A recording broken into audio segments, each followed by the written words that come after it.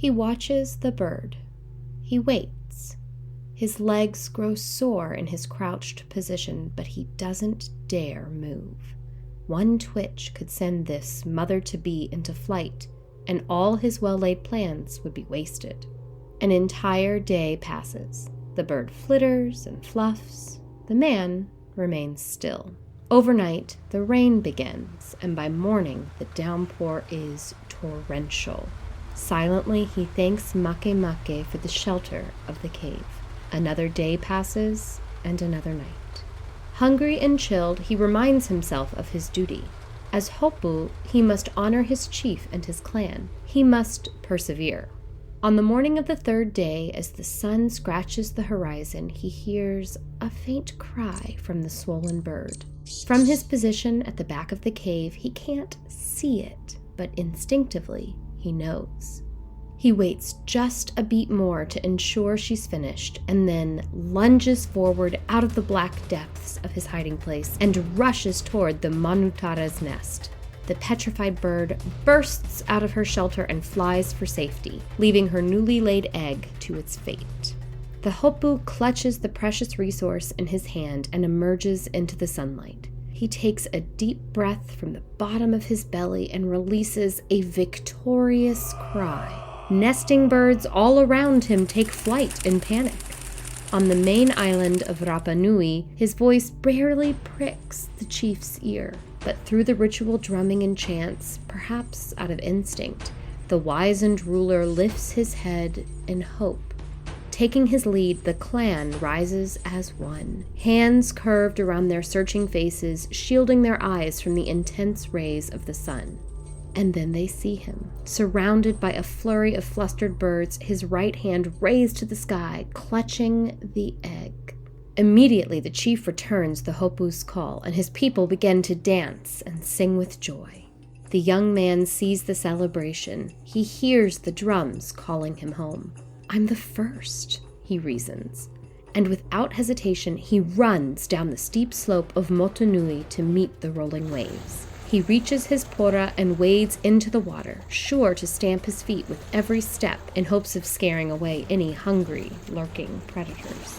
He rests his chest on the reedy raft and cradles his prize between his strong hands, while his legs thrash against the contentious current, propelling him forward. The journey to Motunui was tiring, but now, after 3 days without food and with very little water, he can barely keep his course. He feels a cramp in his left foot. His leg jerks straight in reaction, refusing to continue.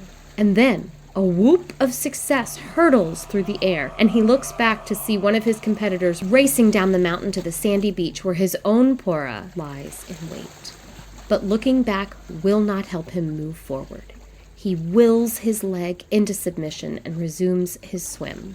The continual spray of the salty water keeps the exhausted man from collapsing. However, try as he might, his eyelids grow heavy, his legs grow slow. He falters, and bracing himself on the raft, he lets go just for a moment and releases the egg. It rolls quickly away from him toward the front of the raft. Utterly terrified, he jerks forward, upsetting his balance, sending the entire raft into the air, taking the priceless egg with it. He falls into the warm water, face submerged, and has only a moment to rise above the surface as the raft and egg crash toward him. He ducks below to avoid a painful blow as the raft hits only inches from his face. His hard-earned prize then rolls off into the water and floats for just a moment before it begins to sink. Throwing caution to the wind, he dives toward the egg and manages at last to scoop it up, unharmed, in his trembling hands. He clutches it to his chest as he paddles one-handed back to the small raft. Emerging from the water, he falls onto his flimsy float and allows himself a moment to breathe. Heart racing, ears buzzing, he lays still. When he can muster the energy, he once more forces his legs to kick against the heavy water and take him home. Suddenly, a piercing shriek fills his head, followed by an enormous splash, more screaming than the haunting sound of teeth against bone. And then, nothing. His heart drops. He knows that sound. Kicking as fast as he can, he prays to the makemake. "Help me," he begs.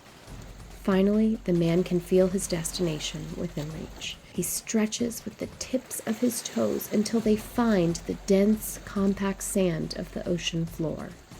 He clutches for support and then pushes against the beachy bottom and begins to run against the water, his face skyward, gasping for air until at last he collapses on the sandy shore. He uses the very last of his strength to lift his head and watch as he opens his clenched fist and releases a small, intact egg, bespeckled and perfect. He sighs and allows his head to fall back to the soft's hand. Completely spent, he lies there, but he is not finished yet. He forces his eyes to open and looks up, eyeing the vast cliffs of Ranukau. He knows he must still make his way to the very top of this steep precipice. He must reach Orongo. He must prevail. Another deep breath, and the Hopu comes to his knees before standing to his full height and walking toward the imposing rock wall. He tucks the little egg into his hammy and begins his ascent.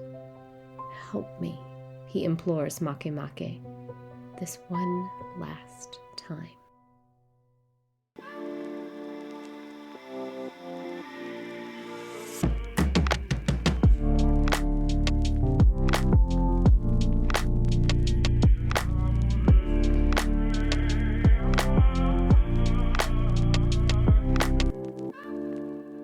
Welcome back, Pithy listeners. Today's episode is the story and legend of the most remote inhabited place on Earth, Easter Island. A fitting choice for this Monday after Easter. Why, thank you, Erica.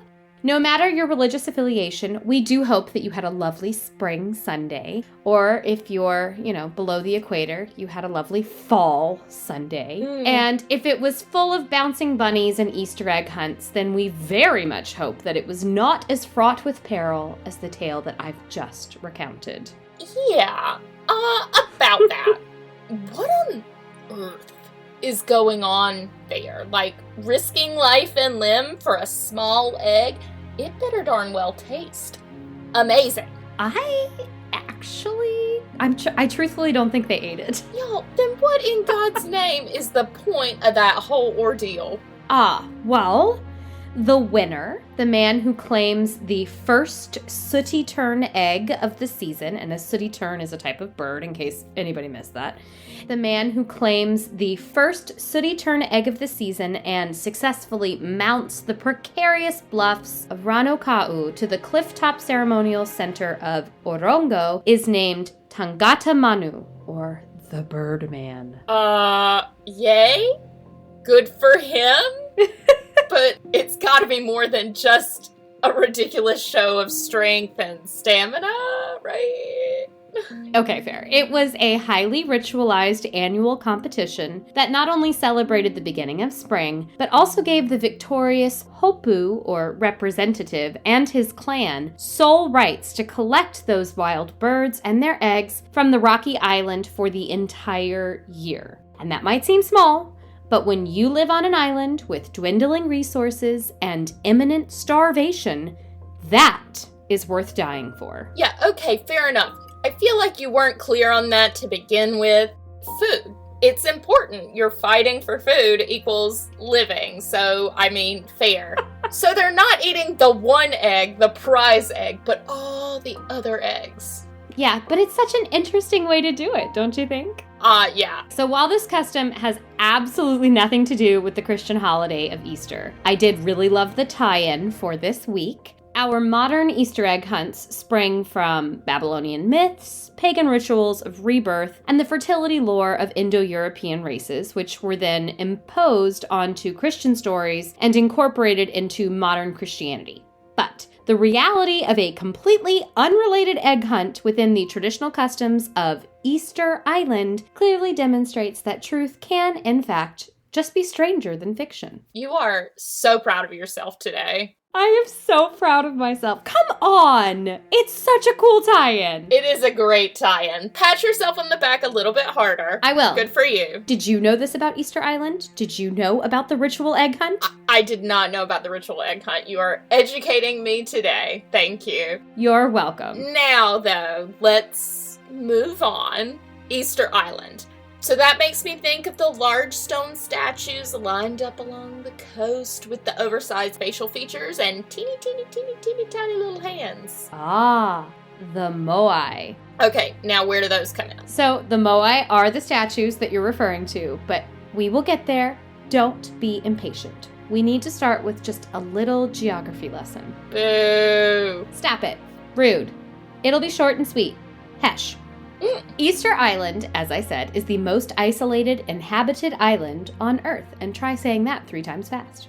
It is 2,000 miles from Chile, which now claims the island as part of its territory, and it is 1,300 miles from its nearest inhabited neighbor, the Pitcairn Islands. Literally in the middle of nowhere, this island formed when volcanoes thrust upward from the Earth's crust and made a solitary mass of land, which then formed and developed and evolved away from all human intervention for millennia. You know, right now, that sounds really lovely. Away from all humanity? I thought we just did that with the COVID pandemic. I didn't have a baby then. That's fair. What it really sounds to me is hard to find. And yet, somehow, sometime between 700 and 1100 AD, Polynesian explorers arrived. And I think we can safely say that they just happened upon it. No maps pointed them in the right direction. But when they landed and looked around, they found a lovely island, home to at least 6 different land bird species, so think some variety of chickens, and wonderfully full groves of beautiful trees, including the world's largest palm tree. And so they decided to pop a squat and set up camp. And how exactly did they just happen upon this island? I really, really hate to use this reference, but... Oh, no, you don't. I can see it. I can see it bubbling. Think Moana. I mean... Yeah, I know. Go Moana. Go Moana. They were voyagers. The Polynesian people used their seafaring skills to specially craft canoe-like vessels that were flexible, yet sturdy enough for ocean voyages, and they took to the sea constantly in search of new islands.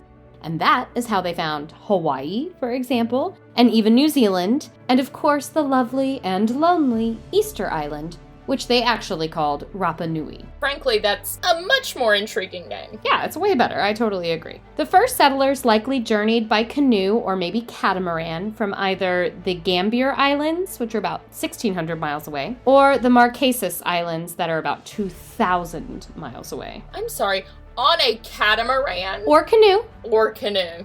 So, a short jaunt. Short jaunt, in which they also brought live chickens, because they ended up bringing them with them to domesticate. Did the chickens not just jump out? They're not exactly... I hate to do this again, but in Moana, she brings that chicken everywhere, and that's, like, real accurate. They brought the chickens everywhere. I thought that was fascinating. Here we go. Okay, this is a short little jaunt. No big deal. In 1999, scientists performed an experiment that did find it was indeed possible to reach Easter Island from Mangareva, which is one of the Gambier Islands, in just 19 days with a craft similar to what the Polynesians would have made. Oh my god. 19 days in a canoe? Heading toward a giant question mark? No, thank you. Couldn't be me. What about the bathroom? I mean, you have a whole ocean. Do you, get in or you stick it over the side? I think you probably stick it over the side. For men, they have it easier, but for women, you probably, hold on to something and jut it out. I don't know. You know what? You ask questions. I don't have answers. I mean, I'm very concerned about... Now, the showering... Hygiene. There was no hygiene. They had live chickens hanging out with them. Chicken poop has to be disgusting. And we're back to chickens. Yeah, I know, man. Chickens are making a pretty disproportionate appearance on our podcast. I agree, yeah. But no, the showering doesn't bother me because for that you have an ocean. Think about how nice and clean you feel No, you do not feel clean when you get out of the ocean. You're covered in that salty stickiness and your hands are dry and kind of crackly. No. No, thank you. None of this would work But for no, us. I didn't feel sticky when I came out. I felt hydrated, rejuvenated. I live on the Pacific Ocean and go in quite a bit, and I think it's quite salty. It's salty. Like you. Oh, I love it. Yes, best quote of the day. Whatever you may think of their hygiene, they did this probably. And one of the reasons we think that is because ethnographic evidence cites that the Rapa Nui language is extremely similar to the Mangaravan language, with about an 80% similarity in vocabulary. Yeah, that feels, if not conclusive, pretty confident. I think so too, and more importantly, so do the linguists. So there we go. I guess they would know. More than I would. Wherever they came from, the people who arrived in Rapa Nui decided to stay. The Rapa Nui found reliable food sources from the land and sea and brought with them these domesticated chickens as well as sweet potato crops. The population settled in, got comfy, and procreated. Wow, okay. From just a small number of voyagers, the population grew and grew within a few hundred years to something around 15,000 people. Oh, wow. So it was more a population explosion, not just general procreation. Potato, potato, Erica. Do you know how babies are born? Anyway, things were good. Not back then. No, with the hygiene, I wouldn't want to be a part of that nonsense. No. Anyway, things were good. And when a culture has a stable food supply and no immediate threat, and as they were literally in the middle of nowhere, they felt pretty confident there wasn't a threat, cultures then tend to flourish. Are we at the statues yet? Yes, we're here. We have arrived. Are you ready? Yes, obviously. The Moai, the famous statues of Easter Island, what the island is best known for and what now sustains it through tourism. So first and foremost, what is a Moai? Erica, as you are so excited to get here, can you describe them for us, please? Yes. Moai, casually referred to as Easter Island heads, are actually full-bodied statues, minimalist in style. They look similar to other art forms found throughout Polynesia. The statues are column-shaped figures with elongated heads, vastly out of proportion to their bodies, indeed, with extended noses, protruding lips, and sunken, hollow eyes. They are very striking, and I did look up the full-bodied thing. So neat. So neat. So as you said, they are full-bodied, but most people only recognize the heads, in large part because the facial features are so exaggerated, but also because natural erosion has buried many of them up to their necks, so you just don't really see the below. But beneath the ground, there are heavy torsos with bas-relief arms, which means like lightly carved into the column, and slender figures that rest either at the hips or meet at the hammy, the loincloth. The legs aren't generally sculpted, but they are there because obviously they're standing up.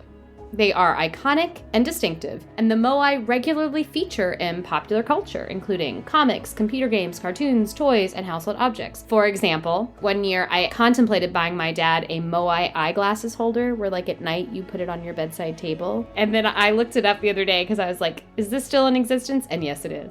We can all thank my mother for preventing such a tragedy. Don't waste your money. I mean, the money part, yes, but no, I'm here for it. Okay, you're here for it. It would have been a great gift, especially for your dad. All right, sorry, Dad. Erica says it would have been a good gift. My bad. But I also looked up other types of Easter Island gag gifts. Paraphernalia. Moai paraphernalia, and you can get anything. A Kleenex box, air fresheners because of the big nose. They're everywhere. So they are a part of popular culture, even if you have no idea what they are or why they're there. Erica, could you please read for us the following bullet points? There are 887 monumental statues. Wow, I thought there were like 5. Okay. No, there are so many. Yeah, they vary considerably in size. The tallest is over 70 feet, while the shortest is less than 4 feet. Oh, so they have little baby ones. Well, the average is about 13. So they're all teenagers. They're all teenagers. And the baby ones were likely the first attempts, but they were meant to be imposing. Got it. They're made of tuff, which is a yellowish-brown volcanic stone, the leftovers of volcanic eruption during the Pleistocene era. Oh, your kid's gonna love that. My son will love that. He does love his little eras. He actually arranges his dinos on the stairs based on their era or their period. He's like, these are the Jurassic period dinos. Oh my God. These are the Cretaceous period dinos. These are the Paleo. Yeah, it's awful. Oh, that's your kid up and down. It's scary, isn't it? Yeah. So the Pleistocene era, for those who aren't my son, is 2.6 million years ago to about 1,200 years ago. So a ways back. So they generally face inward from the shoreline, their backs to the ocean, and some sit on platforms called ahu, which are incorporated into the design. Also, I forgot to put this in, some have hats. And I thought you would like to know, with your love of fashion. Of course. They were red because red is a sacred Polynesian color. Stylish. Fabulous. I love it. Fabulous. I love it. The hats. And their sunken hollow eyes were actually originally filled with elliptical pieces of coral and then an obsidian pupil. So if they look distinguished now, they were quite arresting in their original glory. But they were always watching you. Oh my God. And facing inward. So definitely watching. Yeah. Not protecting, but watching and judging. We don't know anything about judgment. Just about to say, they would fit in well with us. I love it. Pithy chroniclers, the Moai, we're all watching you. We see you with our obsidian pupils. And coral eyes. I'm not going to hate on that. That sounds nice. All right. They most likely represented ancestors both recent and long ago, perhaps even living people, obviously at the time. And they are believed to be symbols of a clan's lineage. And it is said that after being carved in the quarry, the statues walked to their final resting place. Walked? Yeah, haven't you ever seen a statue walk? Caroline. Okay, fine. Legend claims that a king named Tukuihu, which is a fabulous name. It is. Tukuihu moved them with the assistance of the god Makemake. There are also oral stories that recount a woman living alone on the mountain who was able to order them about with her mind. I'd be about that. Right? Do this, do that. Okay, so all very exciting, but these things were huge and weighed tons. How did they move them other than mind control? Actually, we'll talk about the mind control at the end, but we are not exactly sure. There are a few theories that prevail, two of which take into account this legend of walking, which most scholars understand to mean that they were transported while upright. Yeah, not how I'd do it, but cool, whatever.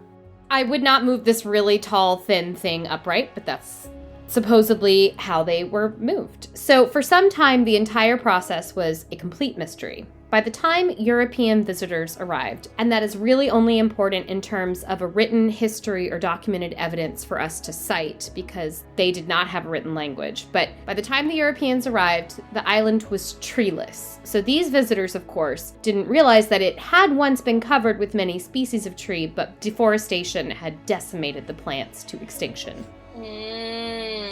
We'll get more into that in a bit. Okay. But Europeans couldn't fathom how they moved them without wheels, or more likely what's called a roller, which are logs placed one after another that would assist human strength in moving these massive structures many miles from the one quarry on the island to wherever their final destination was. I have included this short video in our show notes of what this rolling process might have looked like. Interesting, but not much like walking. No. So there are new theories that posit the statues did in fact walk, or it was more like a waddle. Recent experiments have proven that with a triangular rope system, teams of workers could rock the Moai back and forth, creating a literal walking statue. And this actually used a lot less wood and a lot less manpower because you're using the momentum. As a visual, that same video that I just mentioned also has this example. It's a really great 4-minute National Geographic video that shows you all the different ways they might have moved. And then it actually shows you a more recent experiment where they took one of the actual Moai and moved it in this rocking technique. So you can see it happening, which is super cool. It's at the very end. Yeah. Would you not be terrified, though, that you're going to drop this? Yeah, I don't think I would do it, but... oh my god, this, very culturally, significant... They have 887 priceless. of them. No, I'm just kidding. That sounds terrible. Yeah, No, I don't know that helps. they did not drop it. I don't know that helps. And in the video, I don't see like a crane there for support just in case. So I think they just decided to risk it. Wing it? They winged it. They wung it. They wung it. it. Anyway, but again, we're not really sure. When Europeans first arrived in the 18th century, the Moai were reminders of the island's past, but much of their significance, as well as the practical knowledge of construction and transportation, was already lost. The island's inhabitants relayed their ancestral history and explained that there had once been a strong class system, and the Rapa Nui had belonged to many different clans, each of which had their own chief. And then there was a high chief named the Ariki who held power over them all. And the Ariki traced his lineage all the way back to the legendary founder of Easter Island, Hotu Matua. The Moai, therefore, were ancestral links, allowing the residents to claim their heritage, and often they would actually bury their dead around the appropriate ancestors. But no longer? No, by the 18th century, the culture of the Moai had all but disappeared. Is it a mystery? Yeah, it is a mystery. What do we know? We don't know exactly what caused the Moai's demise, but we do know that these imposing figures define the landscape of the island, but their creation used innumerable resources.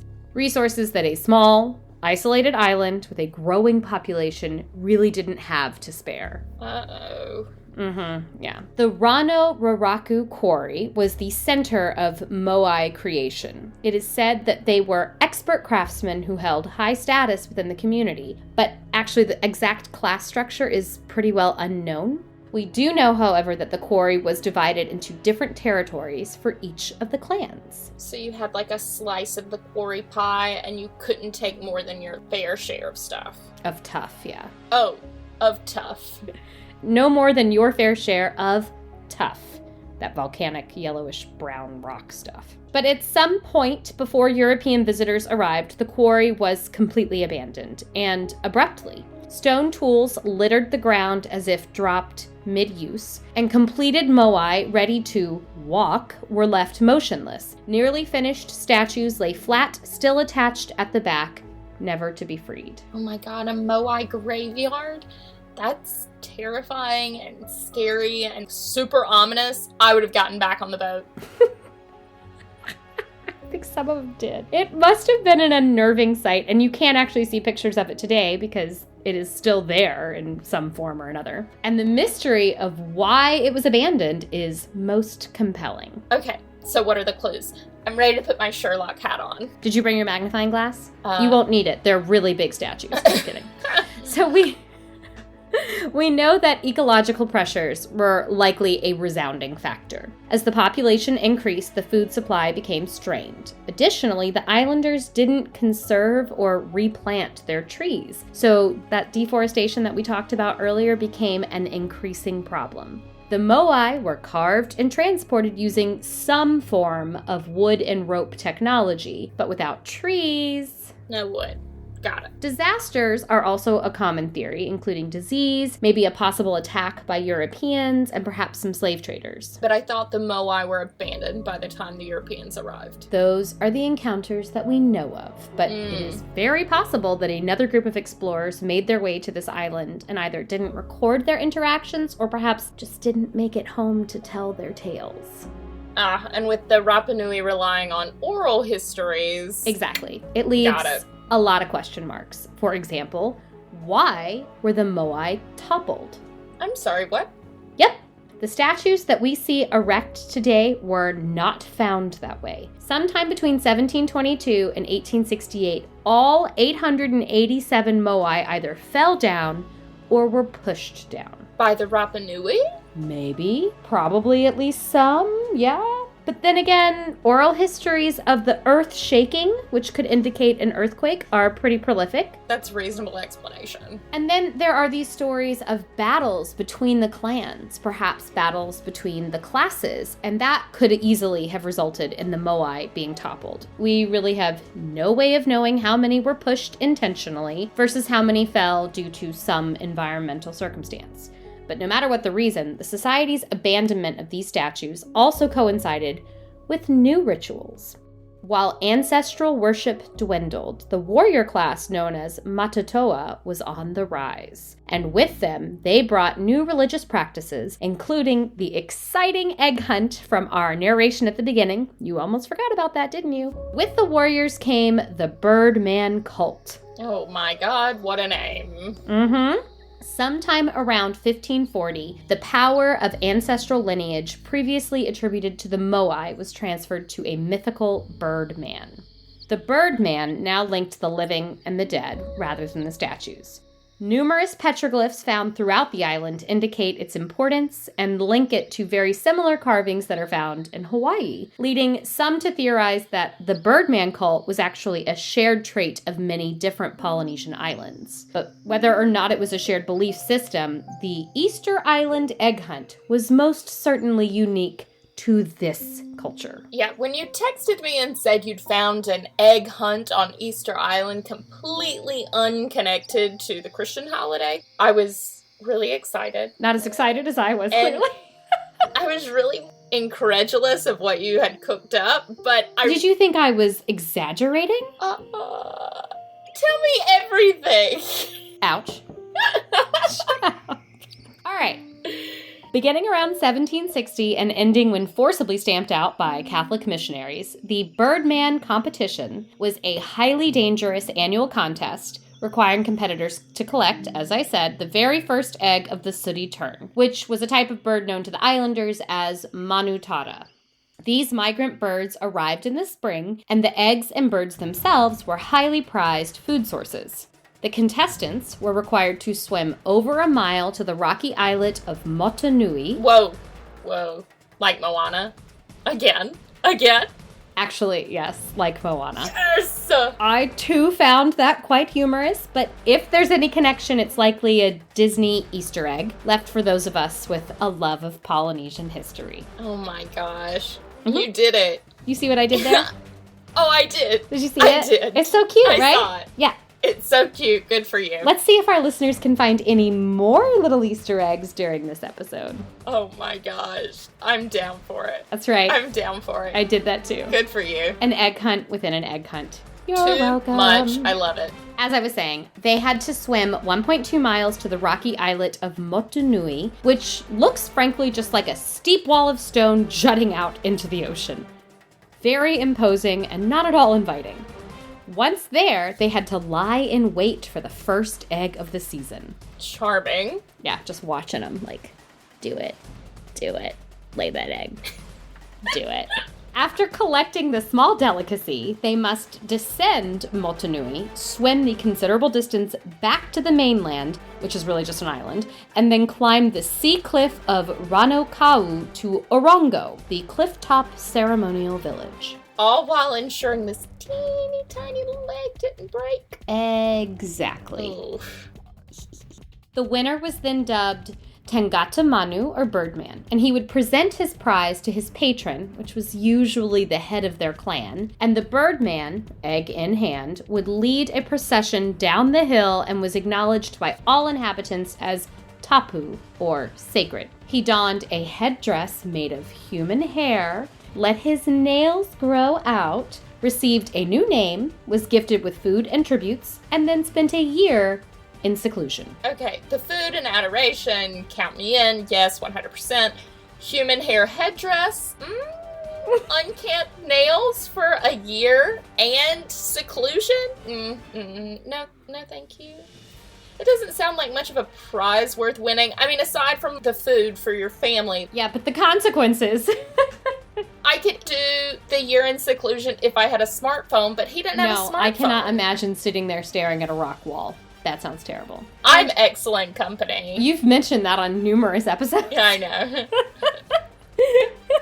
It's because it's true. But what's even worse is that it was unbelievably dangerous to compete in this. Many competitors fell to their deaths on the rocky climbs. Some were eaten by sharks, as we saw in the narration. What? Because it was very warm waters, so there were lots of little sharks. Obviously not little if they're eating a whole person. Good point. There were lots of big sharks. But if you were to cut yourself on the climb, you would now be bleeding. Right. Which Feeding frenzy. I watch Shark Week. I know these things. And then others were actually likely murdered by the competitors themselves during the race. So none of this sounds pleasant. But I'm sure there was an aspect of prestige. After all, this contest arose with the dominance of a warrior class. Sure. And that seems to go hand in hand, demonstrations of strength and courage. And the other little nugget is that the contestants themselves had no choice. They did not volunteer.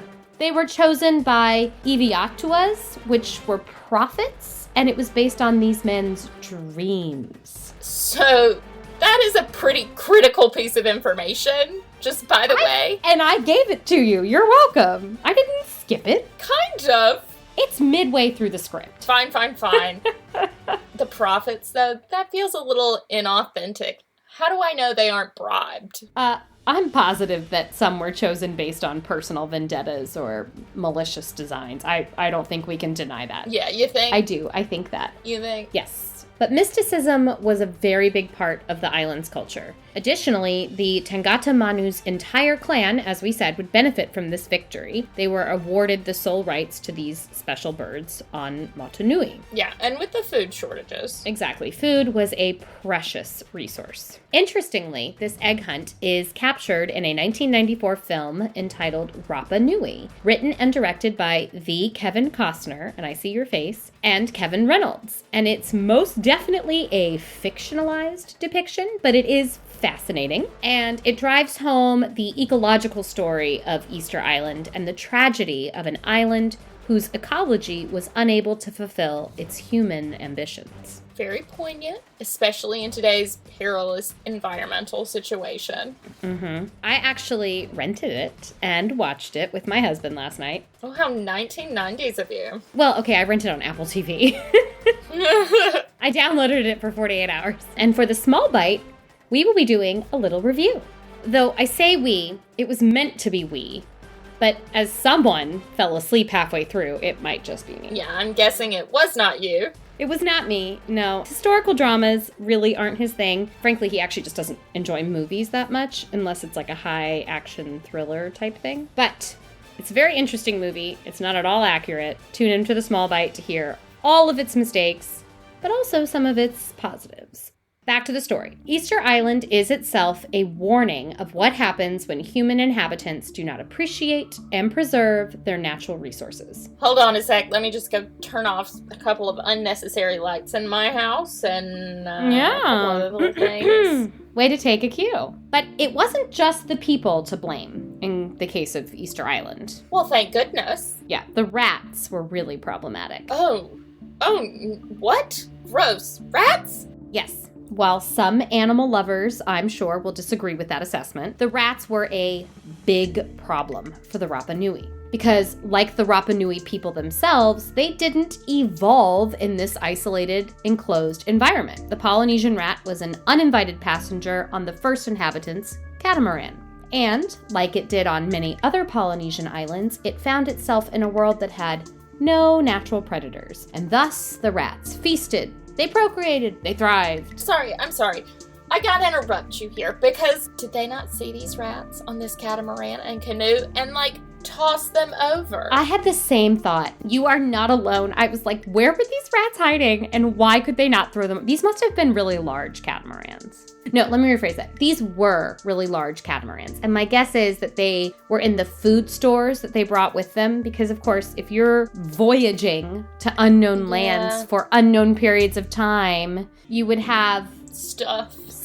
You would have food, and these rats were probably in there. Fine. Birds and insects on the island were unable to cope with a sudden arrival of such a masterful predator, and they were driven to extinction. And as one food source after another disappeared, the rats inevitably turned to the humans' resources. For example, the palm tree. The starved rats learned to subsist on palm tree nuts, but at some point, those too ran out. And no nuts equals no trees. Bingo. The devastating deforestation greatly affected the hungry rats and the hungry Rapa Nui people. The island's population went from an estimated 15,000 people to somewhere between 2,000 and 3,000 people within just 1 century. Ooh, gosh, that's Wow, that's a lot. It's a lot. That's shocking. Or actually, it's very little, yes. Yeah. Combined, the rats and humans drove, wait for it, at least 21 species of plant, including all of the trees, and every single species of land bird on the island to extinction. Wow. Overwhelming. Why didn't they just leave? After all, we've covered their voyagers. Well, what do you use to make boats? Oh. Wood. So they both caused their own hunger and prevented their own escape. Oh, caught in their own ecological trap. That's no good. It's no good. That's no good. Yeah, you can see why this is such a scary story for environmentalists. It is truly a worst-case scenario. So, what did they do? Well, some scholars have suggested that they might have turned to cannibalism during the very worst starvation times, but that is not a commonly upheld theory. Honestly, they just died in huge numbers. Okay, who's the Debbie Downer this week? Yes, I'm a Debbie Downer. I'm so sorry. When the Europeans arrived in 1722, at least, as I said, that's our first documented encounter, they found just a few thousand souls struggling to survive on a rocky island with very little to offer. All right, so let's talk exploration then. Who came first, the chicken or the egg? The Dutch, actually. While searching for the fabled Terra Australis, which is a mythical land hypothesized by cartographers of the age, Jacob Roggeveen happened upon the small island on Easter Day of 1722. I knew you were going to get there eventually, but I was like, why is this Easter Island? Okay, got it. There we go. Nothing to do with fluffy bunnies or pastel eggs. Roggeveen wrote of his encounter, during which there was an altercation. He ordered his men to fire upon the local residents and ended up killing about a dozen Rapa Nui and injuring many more. That's not an auspicious beginning. Nope.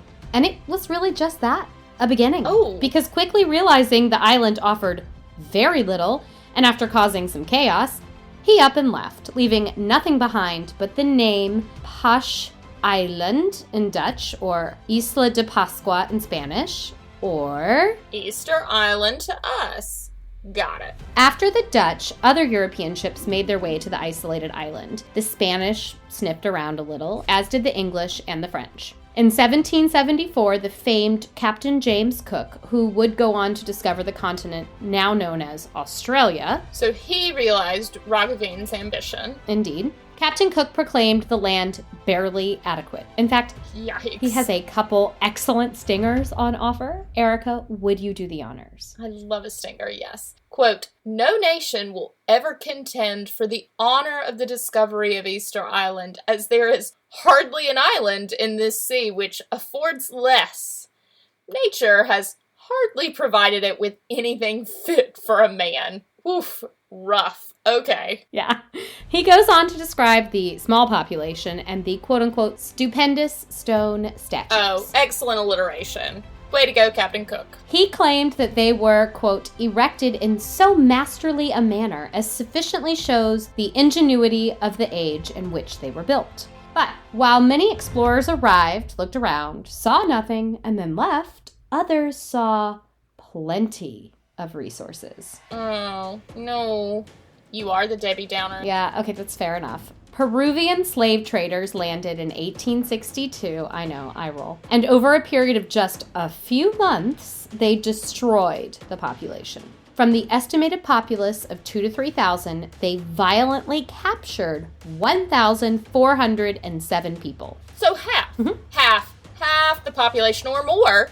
Half or more, yep. And among those taken were the island's premier chief and his heir, which utterly devastated those left behind. As a slightly happy twist, the Peruvian public actually protested this so vehemently that the government stepped in and banned the sale of Polynesian slaves and insisted that the Easter Island captives be freed and returned to their homeland. Okay, that's a nice silver lining, but while the captured and enslaved returned, they brought with them smallpox. Oh, Debbie. Debbie. I relinquish my title to you. Oh, just wait, it gets worse. Of course it does. Yeah. Go. Whalers who'd stopped by also brought in tuberculosis. And the combo was shattering. By 1877, the population was reduced to, you got any guesses? Like 400? 400, that's what you think? Mm-hmm. Okay. 111. Oh my gosh. That is insane. Mm-hmm. What? Yes, like not even a population, just a small group. Not I've had parties bigger than that. No. Uh-huh. At this point, the island was almost completely deserted, and no one was really interested in it except the Catholic missionaries desperate to convert the remaining inhabitants, and a Frenchman named Jean-Baptiste Dutroux-Bonnier. And what exactly did Jean-Baptiste Dutroux-Bonnier want with an empty island? He wanted his own personal ranch. He wanted to import sheep and export people, sending them to work his other plantations in Tahiti. I'm sorry, where did this guy come from? Just out of the blue. Oh, hey, yeah, I'm going to take you and your land and bring in these sheep, and then I'm just going to sell you to Tahiti? Yeah, something like that, yeah. So missionaries or evil French dude? I got a bad feeling about this. Yeah, and I'm pretty sure you would be correct. Jean-Baptiste blah, blah, blah, blah, blah, blah, blah, ousted the Catholics and proclaimed himself ruler. Ruler. Okay, that's a choice. Douchebag, right? Yeah, exactly. But he forgot one very important detail. Ooh, I love a good butt. They're so rare. Give me a good butt. But 111 inhabitants, while a tiny number, is still much larger than just one. Ha! So the remaining Rapa Nui killed their oppressor toot sweet, like right away. Honestly, why did he not see that coming? But anyway. Yeah, like, come on, man, have some forethought. At least bring a personal army or something. I saw no reference to a personal army. Perhaps there was one, but they were not included in the historical notes. Dummy. What a dum-dum. A dum-dum douchebag. So at this time, Chile was expanding by way of territory acquisition from Peru and Bolivia. So in 1888, Easter Island was officially annexed by Chile, who then promptly turned it over to a solitary wool company that was actually left in charge of the entire island and its people until, wait for it. Oh, I am. I'm ready. 1953. Oh my God, my parents were alive. I had no idea that this could happen in the 20th century. A single company ruled an entire culture and population in an imperial style for over 50 years. It wasn't until 1953 that the wool company was replaced by the Chilean government. Well, it's about daggum time. The government just continued to rule in the exact same way through the military, suppressing... Of course they did. Of course they did. Suppressing the Rapa Nui language and exploiting the local populace for free labor. Wow. Furthermore, they denied the inhabitants the right to vote or even to leave the island. Jesus. It wasn't until 1967 that things started to turn around for the Rapa Nui. Air travel between Santiago, Chile, and Tahiti required a short refueling station, which Easter Island soon became. And with travel came tourists. And with tourists came cameras. And with cameras came... the Moai. Exactly. These impressive and striking statues brought the people of Rapa Nui into the hearts and imaginations of the world at large. Archaeologists and scientists, too, joined the fray, hoping to discover the secrets of the mysterious Moai. From the 111 inhabitants of 1877, 36 had descendants. And from those 36 descendants came the rebirth of the Rapa Nui, who intermarried with Chilean mainlanders to increase their destitute population to nearly 8,000 people today. And can you guess the main industry of the island now? I'm really hoping it's not wool, so I'm going to say tourism. You would be correct. It's not wool. Thank God. Thank God. Tourism and archaeological interests. In 1995, UNESCO designated Easter Island as a World Heritage Site in hopes of preserving the amazing culture of the Rapa Nui and its monumental artifacts.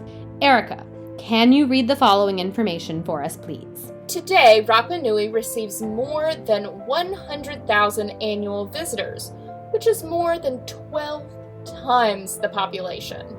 50 of the existing Moai have been righted to allow visitors to experience the island as it once was. Numerous archaeological digs are taking place around the Moai, in the abandoned quarry, underneath the ceremonial village Orango, and elsewhere on the small island. These scientists are still grappling with some of the more perplexing questions, including how the Moai walked and why they were abandoned in favor of the bird cult. But one thing is for certain, Easter Island has finally found its rebirth. Ah, spring.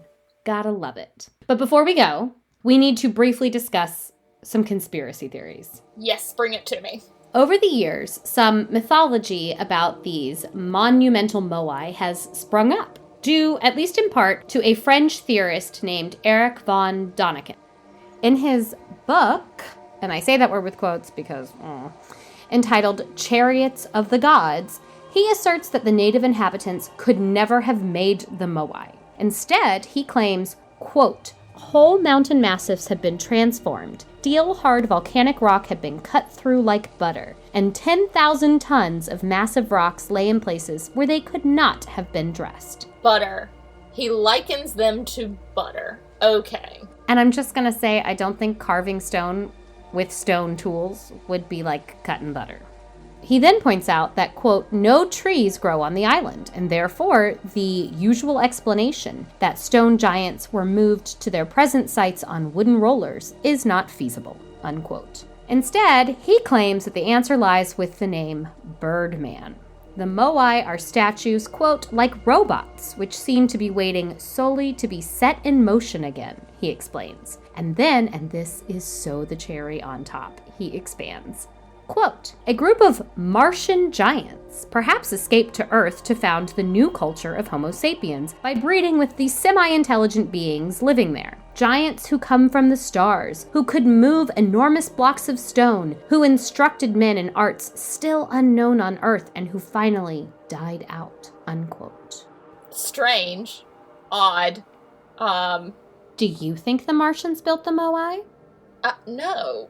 No, especially since there's a quarry with stone tools and half-finished carvings and... It's Occam's razor, right? It's usually the most mundane theory that actually is what happened. Yeah, exactly. It's not often that the Martians are to blame. But apart from... And also, is Martians an inclusive term now? Oh, good Lord, I am not dealing with that.